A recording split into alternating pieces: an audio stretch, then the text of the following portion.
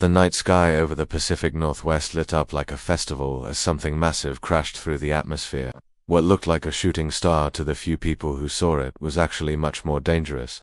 Queen Zara of the distant Empire had just become Earth's most unwelcome visitor. Her ship, once a beautiful crystal masterpiece that could travel between stars, now looked like broken glass scattered across the forest floor.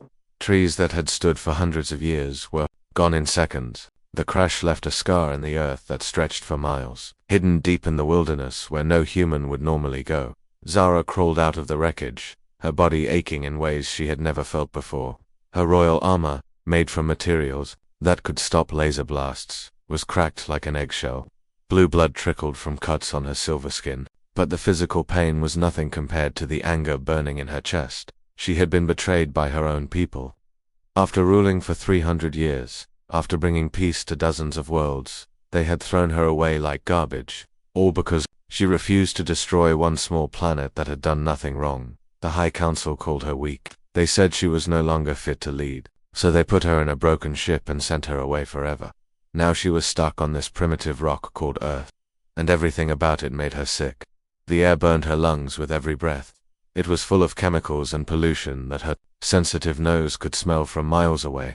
The gravity was all wrong, making her feel heavy and clumsy. Worst of all, the electromagnetic noise from human technology created a constant buzzing in her head that made it hard to think clearly. Zara stumbled through the dark forest, looking for shelter. Her enhanced eyes could see perfectly in the darkness, and what she saw made her hate this place even more. Plastic bottles and cans were scattered between the trees. Someone had dumped old car parts in a stream. The beautiful wilderness was being slowly poisoned by the creatures who lived here. Disgusting animals, she whispered in her own language, which sounded like wind chimes in a storm. They destroy their own home without even caring. She found an old abandoned mine that humans had dug decades ago and then forgotten about. It was dirty and smelled bad, but it would have to do. Using the few working pieces of technology she had saved from the crash, Zara created a small bubble of clean air and comfortable temperature. It was nothing like her crystal palace on Vorthok Prime, but it would keep her alive. As she worked, Zara's anger grew stronger. She had spent her whole life protecting lesser species, and this is where it got her. Exiled to a dying world full of primitive savages who couldn't even keep their own planet clean.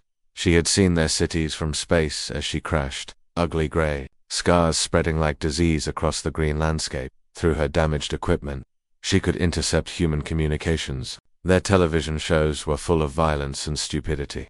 Their news talked about wars, crime, and environmental destruction. Their social media was nothing but people arguing and showing off. It confirmed everything she already believed about this species. They're barely evolved from animals, she said, setting up a basic computer system. No wonder their world is dying. They probably don't even realize how pathetic they are. Zara began planning her escape. Her ship was beyond repair, but maybe she could build a communication device strong enough to reach other worlds. Someone out there might be willing to help her get away from this nightmare planet. It would take time, and she would need materials, but she was determined to leave Earth far behind. Days passed in the dark mine. Zara's injuries were healing slowly, but the infection was getting worse. Her body wasn't made to handle Earth's bacteria and viruses. She needed medical supplies, but that would mean dealing with humans, and the thought made her feel sick. She spent hours watching human broadcasts, studying their languages and customs. They were even more primitive than she had first thought. They fought over imaginary lines on maps. They destroyed forests to build shopping centers. They knew their planet was getting warmer but kept making it worse anyway. How did such a stupid species even survive this long? She wondered aloud, adjusting her translation software. They have all the intelligence of a rock and twice the destructive power, but survival meant she had to understand them.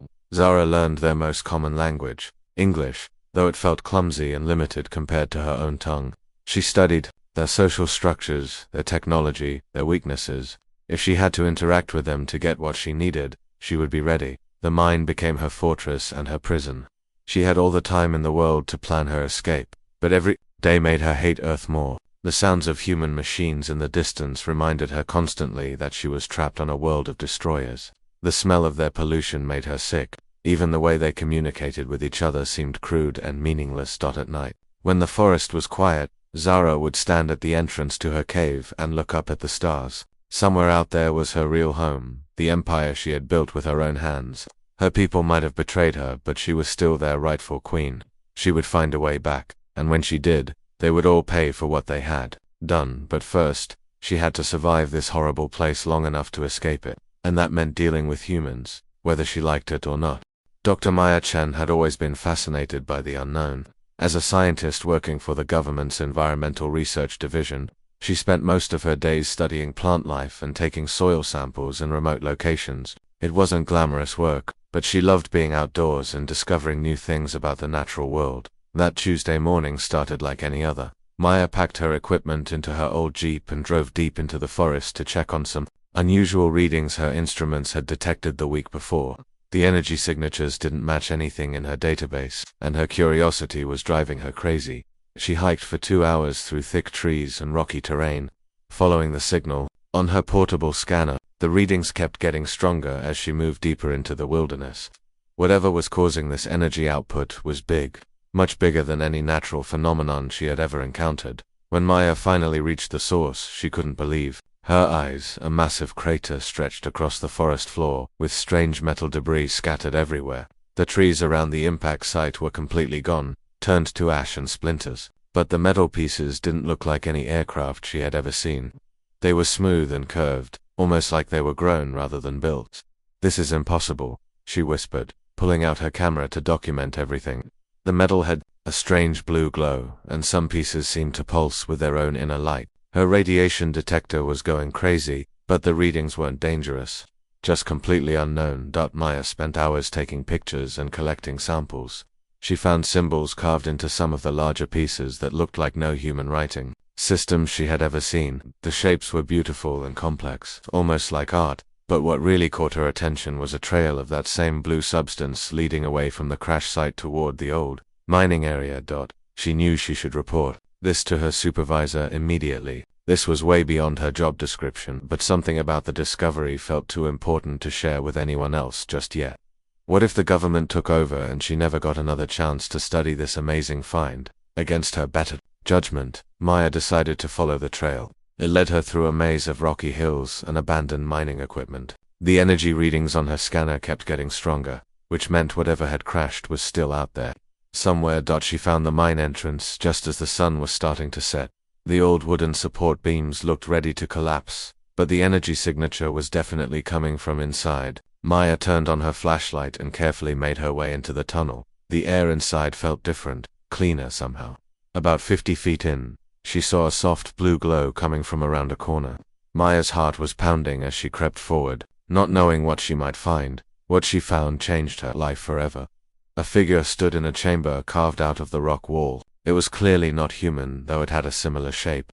The being was tall and graceful, with silver skin that seemed to shimmer in the blue light. She wore what looked like armor made of crystal, though parts of it were cracked and damaged. The alien woman turned toward Maya, and their eyes met. Those eyes were unlike anything Maya had ever seen, deep purple with flecks of gold that seemed to move like tiny stars. For a moment, neither of them moved. Then everything went wrong. The alien's expression changed from surprise to anger in an instant. She raised her hand, and Maya felt an invisible force slam into her chest, throwing her backward against the rocky wall. Pain shot through her ribs as she struggled to breathe. "Stay back," the alien shouted in perfect English, though her voice had a strange musical quality.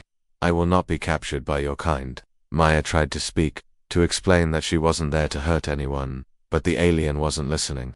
She advanced with her hand still raised, ready to strike again. Maya scrambled backward toward the tunnel entrance, her scientific equipment scattered across the floor. "Please," Maya gasped. "I'm not here to fight. I'm a scientist. I just want to understand." But the alien kept coming, her purple eyes blazing with fury. Maya had no choice but to run. She stumbled through the dark tunnel and out into the forest, not stopping until she reached her Jeep. Her hands were shaking so badly she could barely start the engine. As she drove home, Maya's mind raced. She had just met an actual alien being, something that proved humanity wasn't alone in the universe. But instead of the peaceful first contact she had always dreamed about, it had been violent and terrifying. For 3 days, Maya couldn't stop thinking about what had happened. She couldn't eat, couldn't sleep, couldn't focus on her regular work. The image of those angry purple eyes haunted her dreams. But underneath her fear was something else. Something stronger. Curiosity. This was the most important discovery in human history, and she was the only person who knew about it. The alien had been hurt. Maya could see that now. Her armor was damaged, and there had been pain in those beautiful eyes along with the anger. Maybe she had been scared too. But Maya made a decision that her colleagues would have called crazy. She was going back to the mine, but this time she would be prepared. She gathered medical supplies, basic food, and most importantly, a way to communicate peacefully. She spent hours creating simple mathematical drawings on large sheets of paper, prime numbers, the Pythagorean theorem, basic physics equations. If the alien was intelligent enough to build a spaceship, she would understand that these symbols represented knowledge, not weapons. On Saturday morning, Maya returned to the forest. This time she left her jeep far away and walked slowly toward the mine, carrying a white flag made from an old bedsheet. She called out from outside the entrance, her voice echoing in the tunnel. "I'm not here to hurt you," she shouted. "I brought medical supplies. You're injured, and I want to help." There was no response, but Maya could feel the alien watching her. She laid the medical kit and her mathematical drawings on the ground near the entrance, then backed away. "I'm a scientist," she continued. "I studied life. I think you're amazing, and I just want to learn. I'll come back tomorrow and leave more supplies. You don't have to trust me, but please let me try to help." Maya left the supplies and walked away, hoping she was doing the right thing. Behind her, hidden in the shadows of the mine, the alien queen watched with confusion and growing curiosity. For the first time since her exile began, someone had offered her help instead of trying to capture or kill her. It was a small beginning, but it was a beginning nonetheless. Maya kept her promise. Every morning for 2 weeks she returned to the mine with supplies, medical bandages, clean water, simple foods that wouldn't spoil. She always left them at the entrance and backed away, speaking in a calm voice about her work and her peaceful intentions. At first the supplies remained untouched. Maya began to worry that the alien had moved on, or worse, had died from her injuries. But on the 8th day, the medical kit was gone. On the 10th day, she found a small piece of the blue metal left where she usually placed the supplies. It was carved with symbols that seemed to shift and change when she looked at them. "Thank you," Maya said to the empty tunnel. "I know you're listening. I'm going to keep coming back, okay? You don't have to see me, but I want you to know you're not alone." The breakthrough came on the 15th day. As Maya approached the mine entrance, she heard a voice call out from the darkness, "Stop there, human." Maya's heart jumped, but she did as she was told. The alien's voice was clearer now, less angry than before, though still cautious. "Why do you keep coming here?" the voice asked. "What do you want from me?" "I don't want anything," Maya replied honestly. "I'm a scientist. My job is to study and understand life. You're the most incredible discovery in human history, but more than that, you're hurt and alone. I thought maybe you could use a friend." There was a long silence. Then, slowly, the alien stepped into the light at the tunnel entrance. Maya got her first clear look at Queen Zara, and she was breathtaking. Even with her damaged armor and obvious injuries, she moved with a grace that seemed almost magical. Her silver skin caught the sunlight like flowing water.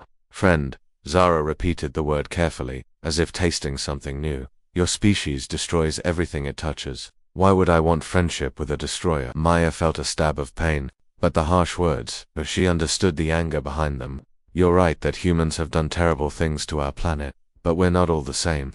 Some of us are trying to fix the damage, to learn and grow. That's why I became a scientist, to help protect the natural world." Over the following weeks, their conversations grew longer and more complex. Maya brought books, scientific journals, even her laptop computer to share human knowledge. She showed Zara pictures of conservation efforts, renewable energy projects, and wildlife protection programs. "Your people know their world is dying," Zara observed one afternoon, looking at images of melting ice caps. "Yet most continue the destructive behavior. This makes no sense." "Change is hard," Maya admitted.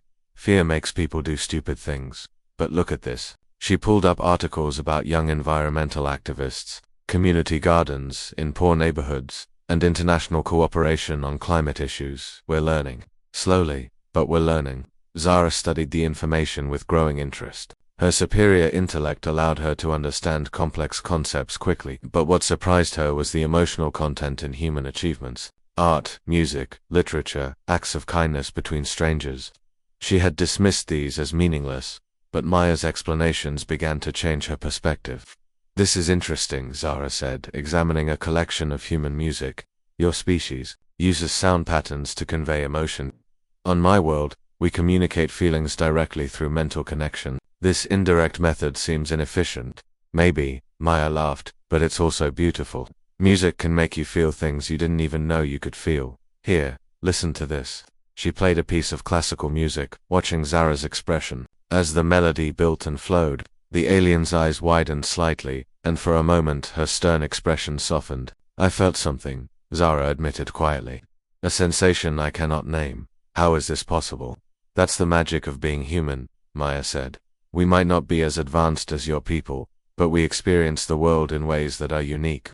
Our art, our stories, our connections with each other, they're all part of what makes us who we are. As autumn turned to winter, Zara's health took a dangerous turn. Earth's diseases were attacking her immune system in ways her advanced medical knowledge couldn't handle. She collapsed during one of their conversations, her silver skin burning with fever. Maya didn't hesitate. She called in sick to work and spent the next 3 days caring for Zara around the clock. She brought every medical supply she could find, researching alien physiology using Zara's own equipment to synthesize treatments that might work. Why are you doing this? Zara asked weakly during one of her lucid moments. I have shown you nothing but contempt. I called your species destroyers and primitives, because that's what friends do, Maya said simply, adjusting the cooling pack on Zara's forehead. We take care of each other, even when it's hard. On the third night, as Zara's fever reached critical levels, something extraordinary happened. In her delirium, Zara's telepathic abilities activated without conscious control. Her mind reached out desperately, looking for any connection to ease her pain and fear. Maya felt the alien thoughts brush against her consciousness like gentle fingers. Suddenly, she was experiencing Zara's memories as if they were her own. She saw the crystal cities of Vorthok Prime, felt the weight of ruling billions of beings, experienced the crushing loneliness of absolute power. But Zara was seeing Maya's memories too. She experienced a human childhood filled with wonder at the stars, felt Maya's genuine love for all living things, and witnessed countless small acts of kindness that defined Maya's character. She saw Maya's dreams of peaceful contact with other worlds, her hope that different species could learn from each other. The mental connection lasted only moments, but it changed everything. When Zara's fever finally broke, both women lay exhausted, but transformed. They had truly seen each other for the first time, not as alien and human, but as two intelligent beings trying to survive in a vast and often hostile universe. I was wrong about your species, Zara whispered as dawn light filtered into the mine. Or at least, I was wrong about you. Maya squeezed her hand gently. And I learned that being powerful doesn't mean you can't feel lost and scared. We're not so different after all. For the first time since her exile began, Zara smiled. It was a small expression, barely visible, but it marked the beginning of something neither of them had expected. Not just friendship, but understanding. Between two very different worlds. The alien queen who had hated everything about Earth was starting to see it through human eyes, and what she saw was both heartbreaking and beautiful. Maya should have been more careful. After months of visiting the mine, she had grown careless about covering her tracks. She forgot to vary her routes, left tire marks in the same spots, and didn't notice the small surveillance drone that had been following her for the past week. Colonel James Rodriguez had been tracking unusual energy readings in the forest for 2 months. As head of the military's Special Investigations Unit, he was responsible for any potential threats to national security. When his team finally traced the source to Maya's daily visits, he knew they had found something big. Dr. Chen has been lying to her supervisors, Rodriguez told his assembled team in the briefing room. She's been visiting the same location every day for months, carrying supplies and equipment. Our satellites show massive energy disturbances in that area, unlike anything in our databases. Lieutenant Kate Wilson, Rodriguez's second-in-command, studied the aerial photos. Could be a crashed aircraft from another country. Maybe she's been compromised, feeding information to foreign agents. Or maybe she's found something much more interesting, Rodriguez replied, his eyes cold. Either way, we're going in tomorrow, full tactical team. Whatever she's hiding out there, it belongs to the United States government now. Maya had no idea what was coming. She arrived at the mine that Thursday morning with her usual supplies and a new book she thought Zara might enjoy. Over the past few weeks, their friendship had deepened in ways that surprised them both. Zara was learning to appreciate human creativity and resilience, while Maya was gaining insights into advanced technology and philosophy that expanded her understanding of the universe. I brought you something special today, Maya said as she entered the mine. Zara had converted several chambers into a comfortable living space, using her technology to create clean air, perfect temperature, and even artificial gravity in some areas. What is it? Zara asked, looking up from a device she was repairing. Her injuries had healed completely, and she moved with her natural grace again. The months of friendship had softened her stern expression, and she smiled more often now. Poetry, Maya said, holding up a thick book. I know you've been studying human literature, but I thought you might like this. It's different from the technical writing you've been reading. Zara accepted the book curiously. Poetry, the use of language to create emotional responses rather than convey information. I have studied this concept but never experienced it directly. Read this one, Maya said, pointing to a page. It's about seeing stars for the first time. As Zara read aloud, her musical voice gave the words a beauty that made Maya's eyes water. The alien queen was discovering the power of human expression, and Maya was witnessing something magical. That's when they heard the helicopters. The sound started as a distant hum but grew louder quickly. Zara's enhanced hearing picked up the noise first, and her expression immediately changed from curiosity to alarm. Military aircraft, she said, standing quickly. Multiple units, approaching fast. Maya's heart sank. She had been so careful, or so she thought. They found us. I don't know how, but they found us. You must leave immediately, Zara said, moving. To activate her defensive systems, I will not let them capture you because of your association with me. I'm not leaving you, Maya said firmly. We'll figure this out together. But there was no time. The helicopters landed in the clearing outside the mine, and within minutes, armed soldiers were surrounding the entrance. A voice boomed through a megaphone, echoing off the rocky walls. This is Colonel Rodriguez of the United States Army. No, you're in there, Dr. Chen. Come out with your hands visible, and bring your companion with you. Maya stepped toward the tunnel entrance, but Zara grabbed her arm. They will separate us. They will treat me as a weapon to be studied, or a threat to be eliminated. I have seen how your species handles things they don't understand. Not all of us are like that, Maya protested, but she knew Zara was right. The military wouldn't care about their friendship or the potential for peaceful cooperation. They would see only an alien threat to be controlled. Dr. Chen, the voice called again. You have 30 seconds to comply, or we're coming in. Maya looked at Zara desperately. There has to be another way. Let me talk to them if I explain what you've taught me. If I show them you're not a threat, your Colonel Rodriguez is not interested in explanations, Zara said sadly. I can sense his thoughts from here. Fear, ambition, and a desire to possess what he cannot understand. He will not listen to reason. The deadline passed, and soldiers began moving into the mine. Zara activated her defensive systems, creating an energy barrier that stopped the advancing troops. The tunnel filled with shouting and the whine of military equipment powering up. Stand down, Rodriguez's voice echoed through the mine.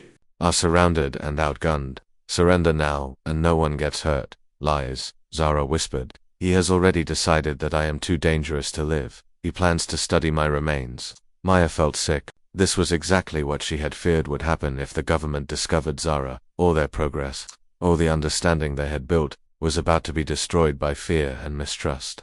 There's another way out, Zara said quietly. A tunnel. I excavated that leads to the other side of the mountain. I can escape, and you can tell them I was already gone when they arrived. No, Maya said firmly. I won't let you run. Earth is your home now too. We'll face this together. But the military wasn't interested in negotiations. They had brought experimental weapons designed to disable electronic systems.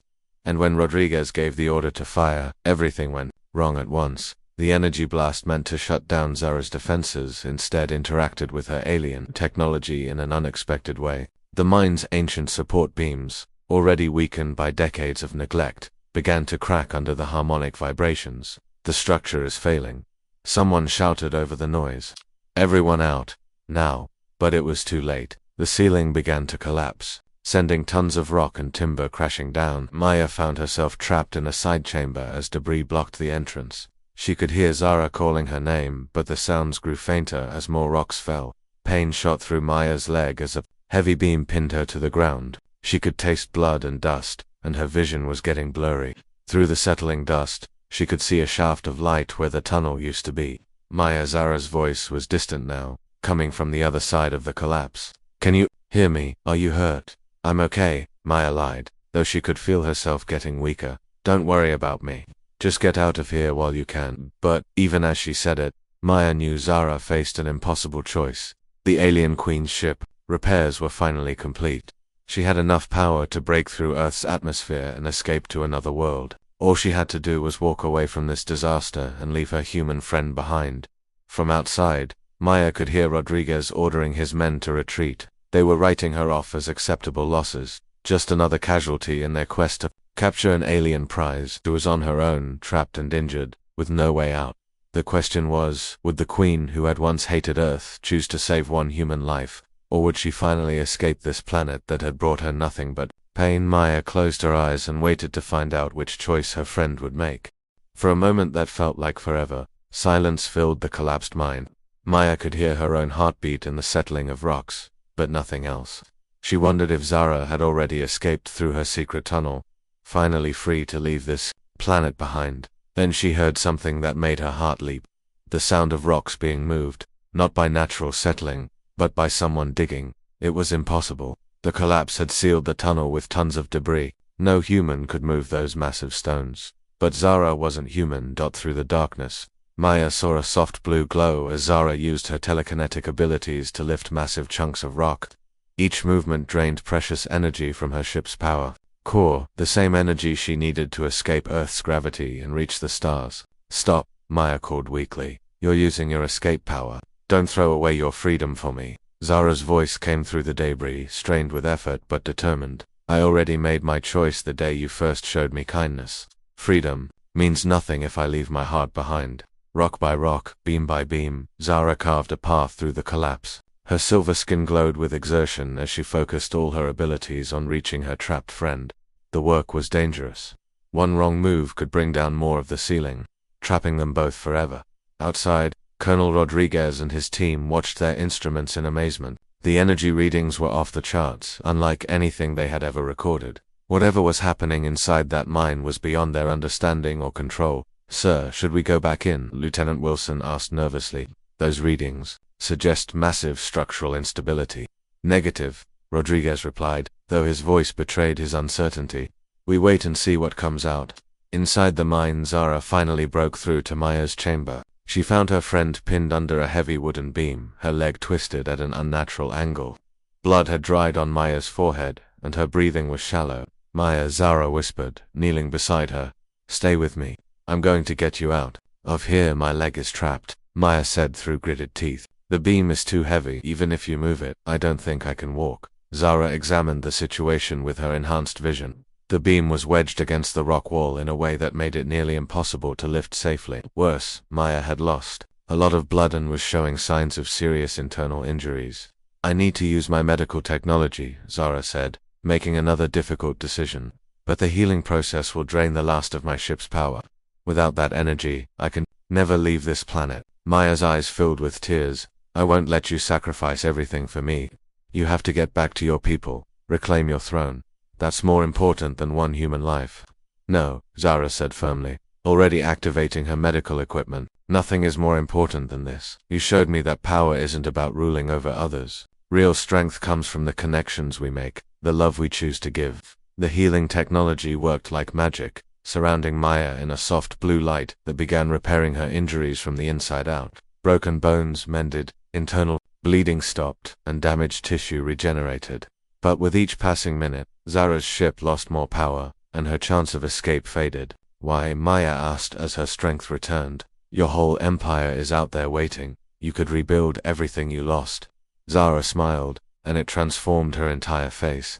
My empire was built on fear and conquest. It was hollow, meaningless. But this friendship, this connection we have, it's real. It's worth more than all the worlds I once ruled. As the healing completed, Zara helped Maya to her feet. The human woman was amazed to find herself completely restored, stronger than she had been in months. But she could see the cost in Zara's exhausted expression. Your ship, Maya said sadly. Can you fix it? Eventually, perhaps, Zara replied. But it would take years to gather enough energy for interstellar travel. I am truly stranded on Earth now. They made their way through Zara's tunnel to the other side of the mountain, emerging into sunlight far from the military operation. Maya expected to see regret in her friend's eyes, but instead found only peace. Are you sorry? Maya asked as they sat together on a rocky outcrop. looking out over the forest. How could I be sorry? Zara replied. For the first time in 300 years, I made a choice based on love instead of duty or ambition. I feel more free now than I ever did as a queen. Over the following weeks, Maya helped Zara establish a new life on Earth. Using her advanced knowledge, they began working together on solutions to environmental problems that had plagued humanity for decades. Clean energy systems, medical breakthroughs, and agricultural innovations that could feed the world without destroying it. They worked in secret at first, sharing their discoveries through Maya's scientific contacts. Slowly, carefully, they began to change the world for the better. Zara's hatred for Earth transformed into deep affection as she saw humanity's capacity for growth and positive change. You were right about your species, Zara told Maya one evening as they watched children playing in a park they had helped restore. You are capable of amazing things when you choose hope over fear. We learned from the best teacher, Maya replied, an alien queen who taught us that being different doesn't make us enemies. The day finally came when they decided to reveal the truth to the world, not through military channels or government announcements, but through Maya's scientific network. They released their discoveries, along with proof of Zara's identity, showing humanity that they had been working alongside an alien ally for months. The reaction was everything they had hoped for and feared. Some people panicked, some denied the evidence, but many more were filled with wonder and hope. Young people especially embraced the idea that the universe was bigger and more amazing than they had ever imagined. Colonel Rodriguez and his team were reassigned after their failed operation. The government tried to locate Zara and Maya, but the two friends had anticipated this. They moved frequently, always staying ahead of those who would try to control or exploit their partnership. Years passed, and their collaboration grew into a global movement. Environmental restoration projects, medical research centers, and educational programs that prepared humanity for eventual contact with other species. Zara never tried to rule or control these efforts. Instead, she worked as an advisor and teacher, sharing knowledge while respecting human autonomy. Maya often asked if Zara missed her old life among the stars. The answer was always the same. I thought ruling an empire made me powerful, Zara would say.